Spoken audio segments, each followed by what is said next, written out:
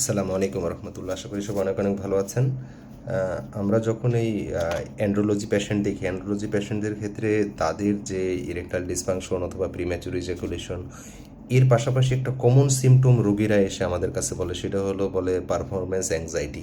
Performance অ্যাংজাইটিটা কি, যে রোগী যখন তার স্ত্রীর কাছে যাবে সেই সময় তার এমন একটা প্রবলেম ক্রিয়েট হয় বা এমন একটা মানে সিচুয়েশন ক্রিয়েট হয়, তার কাছে মনে হয় যে না, সে এটার জন্য প্রস্তুত না, অথবা সে সেটা পারবে না, অথবা মনে হয় তার দ্বারা সম্ভব না, অথবা তার পার্টনারের যে স্যাটিসফ্যাকশন লেভেল সেটা সে ফুলফিল করতে পারবে না।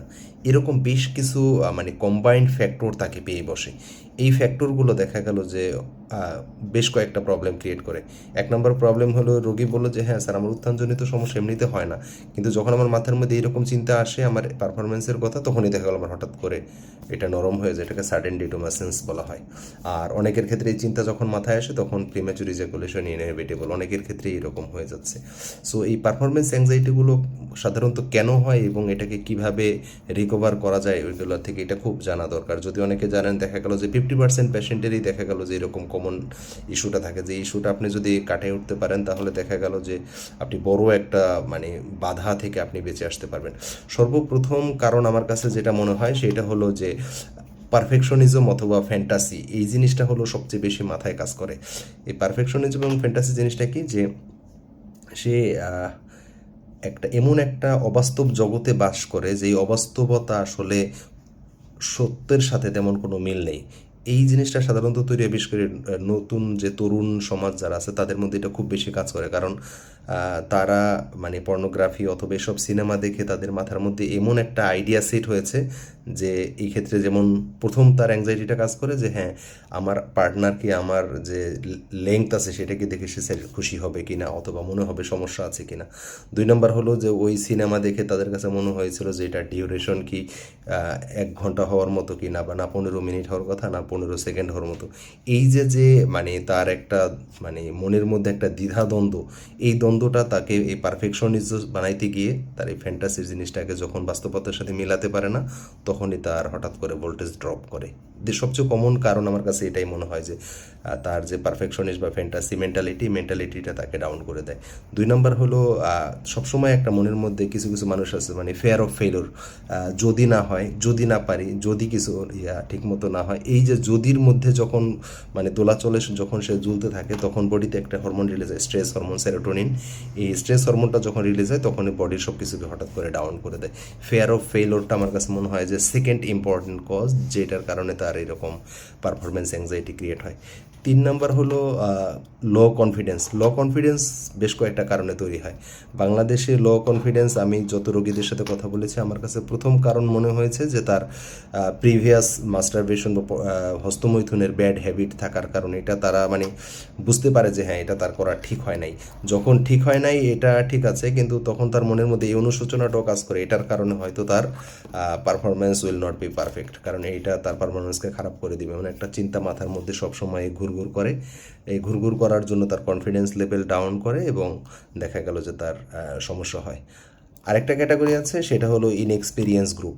4 নম্বর গ্রুপ ইনএক্সপিরিয়েন্স গ্রুপ, মানে কি যার কোনো অভিজ্ঞতা নাই, সে হঠাৎ করে কীরকম এই লাইফটা মানে তার কনজুগাল লাইফটা কীরকম হবে এই সম্পর্কে দেখা গেল যে তার তেমন কোনো প্রিপারেশন, অথবা এই সম্পর্কে বাংলাদেশে তো যে যাই বলুক মানে সেক্সুয়াল এডুকেশন সম্পর্কে মানুষের নলেজগুলা বেশিরভাগ হয় বন্ধু বান্ধবীর কাছ থেকে শুনে অথবা সিনেমা দেখে, এর বাইরে আসলে মানে তৈরি হওয়ার তেমন সুযোগ না, কারণ এই এডুকেশনটা উন্নত দেশে একটা টপিক হিসেবে বা এটা মানে একটা এইজিং প্রসেসের বা একটা ডেভেলপমেন্টের পার্ট হিসেবে শেখানো হয়, কিন্তু বাংলাদেশে এটা শেখানো হয় না। যার ফলে এভাবেই যেহেতু যখন তারা শিখে তখন তারা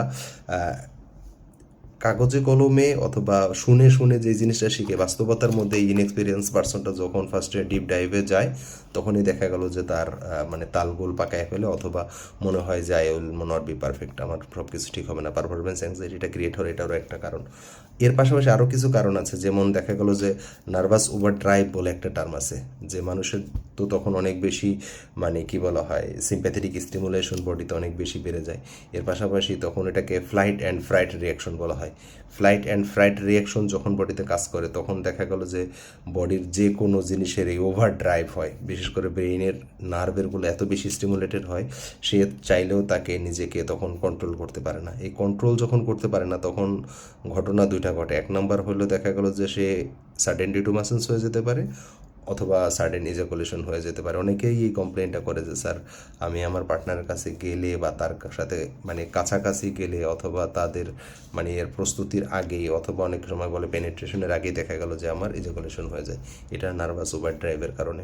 নার্ভাস ওভার ড্রাইভ দুই ধরনের গ্রুপের সবচেয়ে কমন। এক নম্বর ইনএক্সপিরিয়েন্স গ্রুপ, যাদের অভিজ্ঞতা নাই, আর দুই নম্বর হলো যাদের সেন্সিটিভিটি অনেক বেশি, বিশেষ করে পেনাল সেন্সিটিভিটি, তাদের ক্ষেত্রে এই গ্রুপের মানে সবচেয়ে বেশি থাকে। এবার আসেন এটার আসলে সমাধান কি। এটার সবচেয়ে বড় সমাধান হলো বাস্তবতায় ফিরে আসা।